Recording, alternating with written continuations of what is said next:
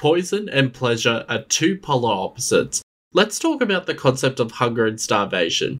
When we're hungry, we'll eat anything put in front of us to satisfy our starving pains, preferably with our first choice of delicious food, whether it be junk food, fried chicken, or salad, depending on your diet choices. When we're under the nicotine trap, however, we would even be willing to smoke the most disgusting cigarettes than nothing.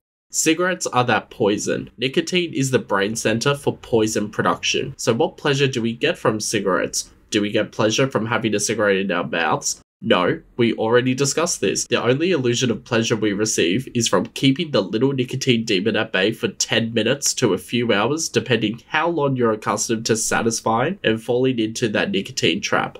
The first poisonous cigarette creates the hunger for nicotine. We acquire the taste for cigarettes, and even stoop to the cheapest, cough-inducing pack of cigarettes to get by. Think hard about how the human mind works. We've learned from our parents and others that ingesting poisons leads to fatal consequences, and therefore all poisons are locked away or hidden out of sight. So how do wild animals know the difference between food and poison?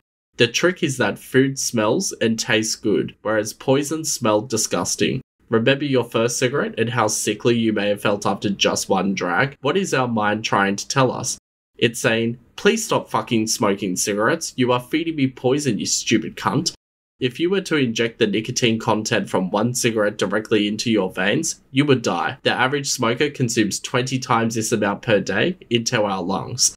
How would you describe the craving for nicotine? There's no physical pain, but we believe we're under so much mental anguish that we forbid ourselves from even attempting to seriously quit. We believe we get a genuine satisfaction from lighting up a cigarette to extinguish the little nicotine demon. But it's just another illusion, another trick, another deception to fool us into believing cigarettes are pleasurable. Let's compare this trick back to food. When we satisfy our appetites and eat, we get genuine pleasure from our favorite foods in satisfying our hunger. To get what we perceive as pleasure from smoking, we breathe obnoxious, poisonous fumes into our lungs that destroy our bodies.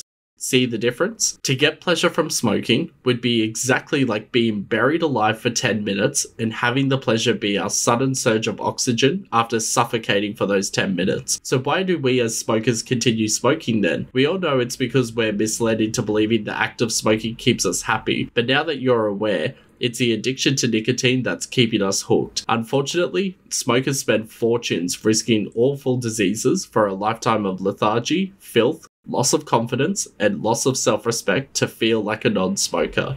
This may seem outrageous to you, but looking back at all the illusions from smoking gratification and the perils of the nicotine trap, why else would you smoke? Sure, you could blame peer pressure, but isn't this just another excuse for a lack of confidence as a result of the smoking? Write down these words anywhere you want, whether it be your device or a book. There is no pleasure in smoking whatsoever. Feel free to write that as many times as you like, just try not to go overboard and, I guess, write it all over your house and your walls. Don't do that. If this information fills you with panic, have a cigarette. You've already made it this far into the series, so why stop now? You're about to discover the myths of cigarette smoking and how to beat them. Let's delve into the mother of all monsters, the brainwashing demon.